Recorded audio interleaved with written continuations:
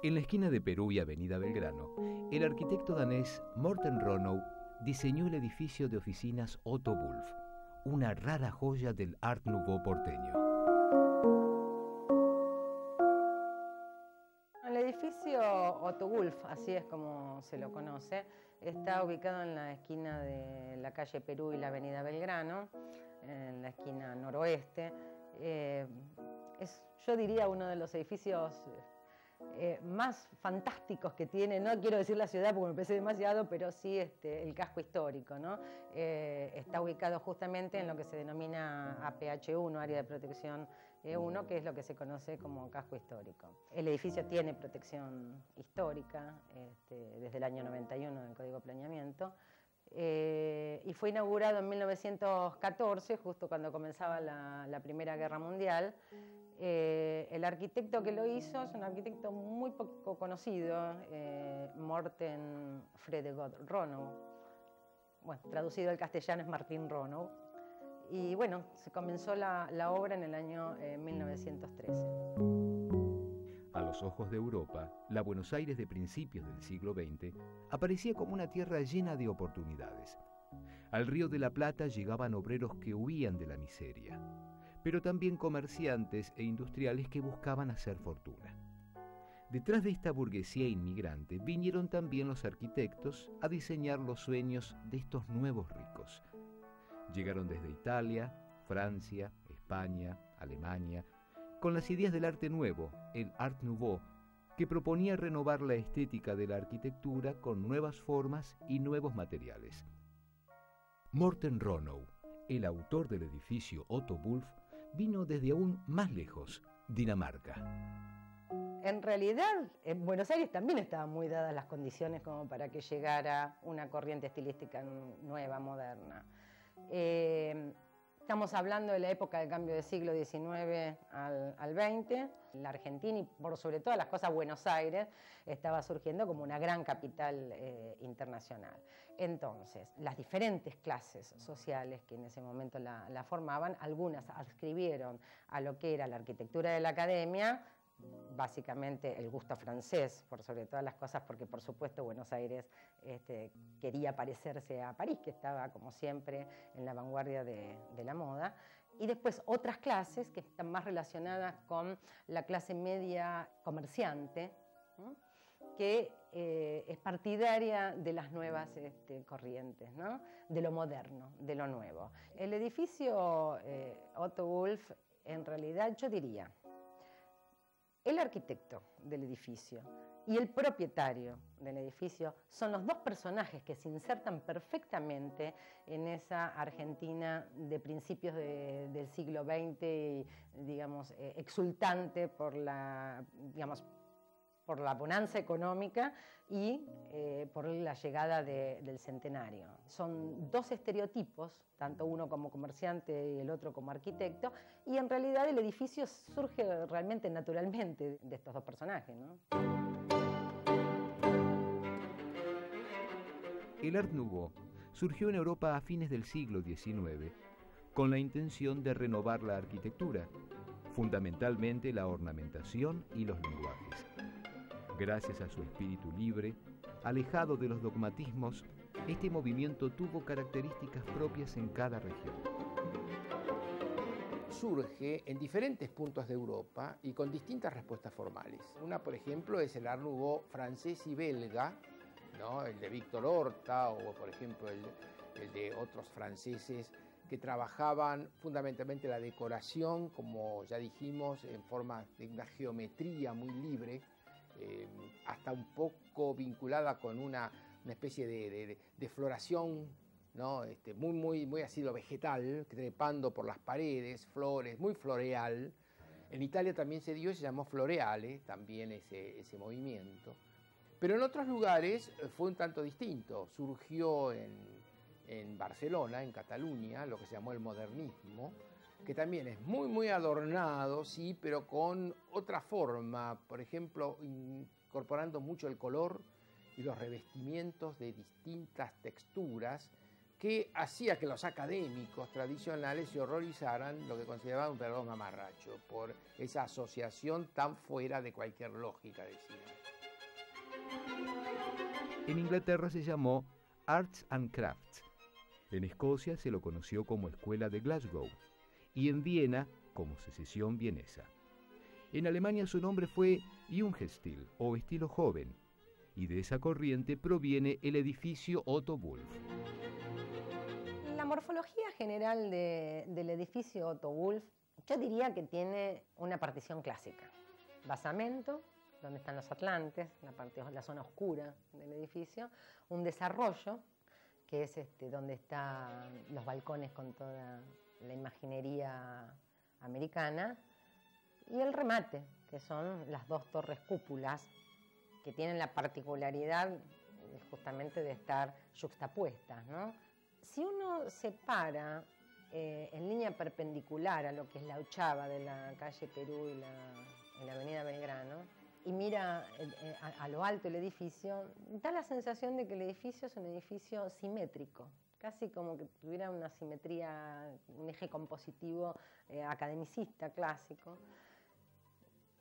Sin embargo, digamos, cuando uno mira sobre la calle Perú, encuentra que existe un elemento, otro cuerpo del edificio articulador, que es el que toma a sus vecinos, y en realidad está, digamos, como exento de las dos torres cúpulas. Esto hace, en realidad, que el edificio Otto Wulff, en su morfología general, se lo encuentre esbelto, muy esbelto. Y las líneas generales, el cornizamiento, la leve curvatura que Rono le dio a las cúpulas, hace que el edificio sea recortado, casi les diría con una estética a la manera vikinga, ¿no? Esos cortes abruptos, casi como vikingos, que en realidad hacen acordar a las señoritas de Aviñón de Picasso, ¿no? Que son como hachazos, por eso hablo de la modernidad. Y las proporciones que maneja el arquitecto Rono hacen que realmente el edificio sea muy elegante, porque a partir de la cornisa del quinto piso, este cuerpito que aparece sobre la calle Perú se aterraza separándose de la línea municipal. Con lo cual, cuando uno mira el edificio, ve prácticamente, digamos, el cuerpo que está por debajo de las dos torres cúpulas, que es lo que lo hace realmente esbelto.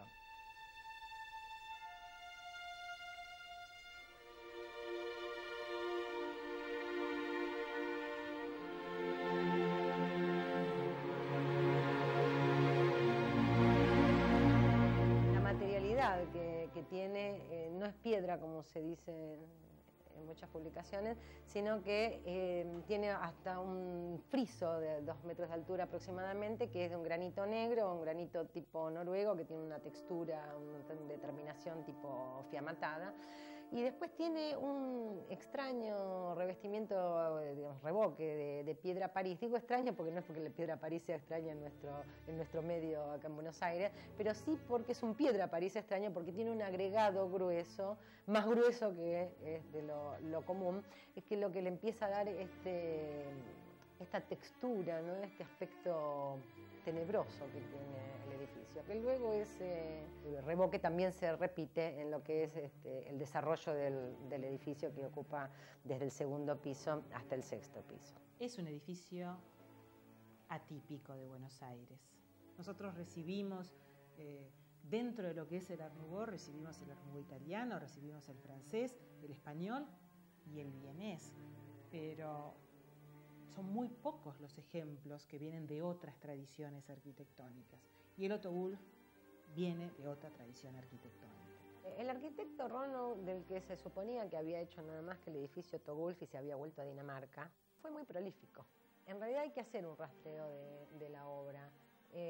Pero yo puedo nombrar 2 edificios importantes de acá de Buenos Aires, que uno es la iglesia dinamarquesa, que está en la calle Carlos Calvo 257, que se llama el proyecto Göteborg. Eso lo hizo con su socio, el arquitecto Bisgaard. Y la embajada suiza, que está en el barrio Parque, en la calle Ombú. Tiene muchos chalets en la zona del barrio de Bécar hay un barrio que hay unos cuantos personajes de la comunidad dinamarquesa, tiene varios chalets, tiene varios cascos de estancia por Córdoba, Mendoza, tiene proyecto para el Olivo Golf Club, tienen Corrientes, hizo la primera escuela de Río Gallego, o sea que la obra fue bastante grande. Y gracias a la obra que hizo en la Argentina, y por sobre todas las cosas por haber ganado el concurso para la construcción de la iglesia dinamarquesa, a su vuelta a Copenhague, porque sí es cierto que el arquitecto volvió a Copenhague, aproximadamente por 1930, 32, él vuelve a su país natal y allá tiene obra. Él recibe, cuando vuelve a Dinamarca, recibe la orden de caballero de Tannebrog. Es el equivalente al ser británico, ¿no? Es justamente por la obra arquitectónica que tenía. ¿Quién era Otto Wulff? ¿Por qué contrató a Morten Ronau, un arquitecto danés prácticamente desconocido? ¿Era realmente Otto Wulff el dueño del edificio que lleva su nombre? Si en principio se trataba de una casa de renta con departamentos para alquilar, ¿por qué a último momento decidió que fuera un edificio de oficinas? ¿Cuál era su relación con Nicolás Mianovich, cónsul del Imperio Austrohúngaro? Las historias y los mitos que envuelven al edificio Otto Wulff todavía no han podido develarse del todo. Porque la historia que se conoce del edificio asegura que el propietario del edificio era el señor Nicolás Mianovich. Cabe recordar por ahí que el señor Nicolás Mianovich era cónsul del Imperio Austrohúngaro, ¿no? Y al margen de que era una persona de hombría de bien, ¿no? Porque, digamos, con sus ganancias comerciales pudo solventar muchas instituciones de la comunidad. Entonces, hay una historia que se cuenta del edificio, la conocida, que atribuye la propiedad al señor Nicolás Mianovich, quien le encarga el proyecto al arquitecto Ronau, que no se sabe, digamos, por qué motivo es el arquitecto Ronau. Y la empresa que sí construye el edificio, que se la puede ver actualmente, digamos, en la fachada, es la empresa Dirks and Dates, que eran dos holandeses, que habían hecho el puerto de la ciudad de Rosario, que justamente había sido también un impulso del señor Nicolás Mianovich. O sea, es una historia que habla de Nicolás Mianovich como propietario. Digamos, yo lo que investigué es la otra historia, ¿no? La que a mí no me cerraba, en la relación de personajes, ¿no? Nicolás Mianovich y por qué el edificio se llama Otto Wulff. Y bueno, y en definitiva, quién era este arquitecto Ronau tan enigmático del cual nadie sabe nada, ¿no? El señor Otto Wulff era un comerciante muy acaudalado, que tenía su base de operaciones aquí en Buenos Aires, pero tenía muchos campos en Chaco, Formosa, bueno, después también me he enterado que en Paraguay, en Uruguay mismo también. Y bueno, llegó a la Argentina justamente en un momento de pleno auge, digamos, cuando se definía el perfil agroexportador de este país. Y en realidad se había hecho millonario con la venta de durmientes para el ferrocarril, ¿no? Justamente porque tenía quebrachales, ¿no? en Chaco y Santiago del Estero. Y bueno, como cualquier acaudalado comerciante que en realidad también tenía propiedades y este dinero que obtenía en la Argentina con producto de sus ganancias lo invertía también en su país natal, en Hamburgo, porque él era de Hamburgo. De hecho, yo en Hamburgo encontré como 6, 7 edificios de renta de su propiedad. En realidad, bueno, compra este terreno como era razonable comprarlo en ese momento, en subasta judicial. Pensemos una cosa, que estamos hablando de la zona que se llamó Catedral al Sur, ¿no?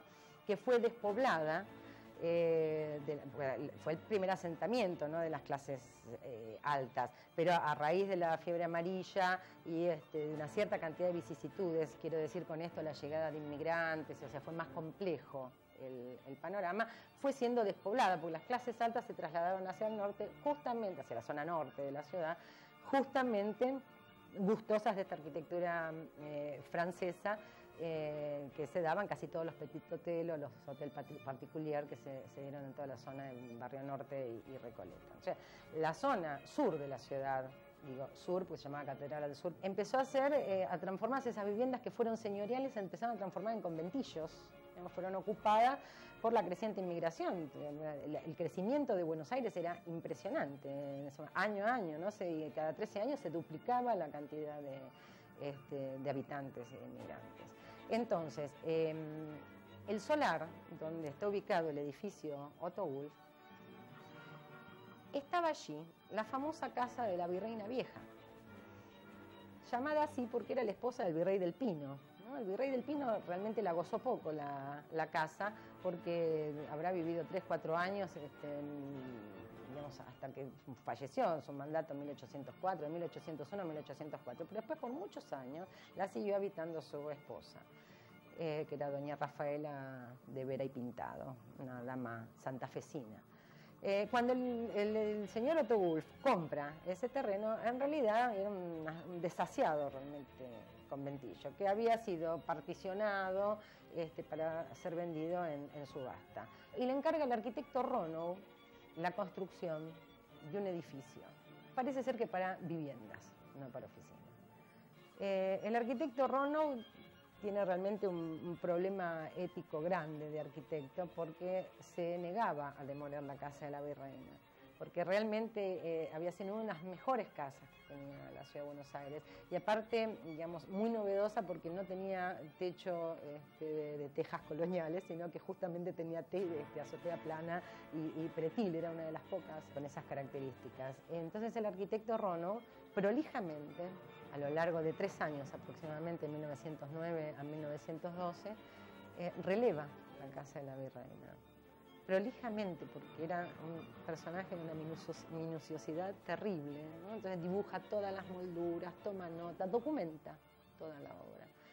En 1912 finalmente se demuele la casa de la Virreina para levantar el magnífico edificio. Digo magnífico al margen de su extrañeza, porque realmente era magnífico, era un edificio altísimo para la época. Sin dudas, el edificio Otto Wolff es un edificio extraño. Muchos sostienen que sus 2 cúpulas unidas son un homenaje al Kaiser Francisco José y su esposa, la emperatriz Sisi. Otras, en cambio, relacionan las figuras de la fachada con la oscura mitología escandinava. En el desarrollo del edificio, al margen de esas líneas severas, ¿no?, de las columnas, hay mucha ornamentación en los diferentes balcones. Cada balcón tiene un ornamento diferente, y toda esa ornamentación está relacionada con la flora y la fauna americana. De todo, se pueden encontrar pingüinos, osos, maíz, uva, todo lo que hace en realidad estas imágenes iconográficas de América. Y después, bueno, el caso del remate, las 2 torres cúpulas que justamente la falsa historia se las atribuye al matrimonio imperial de Sisi y el Kaiser Francisco José, que, digamos, sabemos que no es así, porque no tiene nada que ver con la legación austrohúngara. Yo creo, y esto particularmente, ¿no?, que él rinde un homenaje a la Argentina. En los testimonios de los hijos del arquitecto Ronow, yo rescaté que él estaba muy agradecido a este país, y para él era el país del sol, ¿no? Está bien, convengamos que fue en una época de grandes oportunidades de la Argentina. Y por sobre todas las cosas, el gran tema de él era el sol. Por un lado, si miramos los atlantes, vemos que hay solamente 3 de ellos que tienen una fisonomía aria, diría yo. Uno es él, ¿no?, que está en la esquina sobre la calle Perú. Otro es algún representante de la empresa constructora que está sobre la calle, inmediatamente después de Lochava, en la avenida Belgrano, porque está justito debajo de él, dice empresa Dirks and Dates, y justamente tiene rasgos nórdicos. Y el otro personaje es el que da inicio sobre la calle Perú a los atlantes, y que en realidad, según los documentos que yo pude encontrar, se lo puede comparar con la cara del señor Otto Wulf. Y justamente ese atlante está señalando, ¿no?, a una oficina que está enfrente, que era donde el señor Otto Wulf tenía su base de operaciones. El resto de los atlantes, en realidad, tienen características indígenas y representan a los diferentes gremios. No se sabe cuáles gremios, porque bueno, se escribe por allí, los carpinteros, no se sabe exactamente, pero tienen herramientas de trabajo y tienen una fisonomía que está más relacionada con lo nuestro. En la esquina de Perú y Belgrano, como hace casi un siglo, los atlantes observan con sus caras de piedra el ir y venir de los oficinistas, que pocas veces alzan sus miradas hacia las cúpulas. Otros propietarios, en cambio, siguen intentando descifrar sus misterios. Bueno, en realidad la primera relación que yo tuve con este edificio es que mi padre hace muchos años atrás compró varias oficinas y tuvo su estudio él allí. Yo, es más, ni siquiera era estudiante de arquitectura cuando esto ocurría, con lo cual miraba el edificio cuando lo iba a visitar a mi papá y bueno, me parecía medio raro y me daba casi como un poco de miedo, ¿no? Y bueno, con los años me hice arquitecta y bueno, un poco especialista en el tema de patrimonio, y empecé a verle las virtudes realmente al edificio. Ahí después yo tuve mi estudio de arquitectura. Y claro, bueno, entre trabajo y trabajo yo lo recorría, lo miraba el estado, y bueno, y me daba vueltas en la cabeza esta historia, ¿no?, de Otto Wulf, Nicolás Mianovich, el Imperio Austrohúngaro. Había situaciones que no me cerraban, y hasta que casi como un ejercicio de facultad, diría, empecé a decir, bueno, a ver, veamos qué puedo documentar de la historia que se conoce de este edificio. Y bueno, y me puse a buscar, y bueno, las cosas se fueron dando. A raíz de eso yo estaba preparando un viaje a Alemania por otros motivos. Bueno, justo contacto a una de las hijas del arquitecto, y bueno, pude hacer un saltito a Copenhague, a Dinamarca, y bueno, pero ahí no terminó, porque después pasé por Hamburgo para corroborar datos del señor Wulf. Y bueno, y en realidad cuando volví a la Argentina tenía la historia a medias, porque la verdad que todavía no me terminaba de cerrar si el de Otto Wulf del edificio era el mismo señor que tenía los quebrachales en el Chaco, bueno, en fin. Y bueno, y por casualidad voy a Uruguay y me vinculo con gente del ambiente de patrimonio de allí, y bueno, y vengo allí a encontrar el resto de la documentación que corrobora que este señor Otto Wulf era el del edificio de Perú y Belgrano. El empresario alemán Otto Wulf tuvo una vida de película y dejó su nombre en obras a un lado y al otro del Río de la Plata. Sin dudas, la más importante es este edificio porteño, raro exponente del Art Nouveau. Sorprende por su escala, sorprende por sus esculturas, por los animales, por el techo, la cubierta, esa cubierta enorme que despliega, que es realmente contundente. Uno pasa por ese edificio y esos atlantes, esos atlas que aparecen, que son esculturas que refieren a cada una de las funciones de los trabajadores del edificio, a los oficios de los que trabajaron en el edificio, con esa pose casi hierática, la verdad es que impacta la proporción que asume. Flanqueado por dos tradicionales edificios de oficinas del centro de la ciudad, el edificio Otto Wulf valoriza la esquina de Perú y Belgrano. Con sus revestimientos de granito negro y sus cúpulas siamesas, es una porción maravillosa del Art Nouveau porteño que, sin embargo, a veces pasa inadvertida.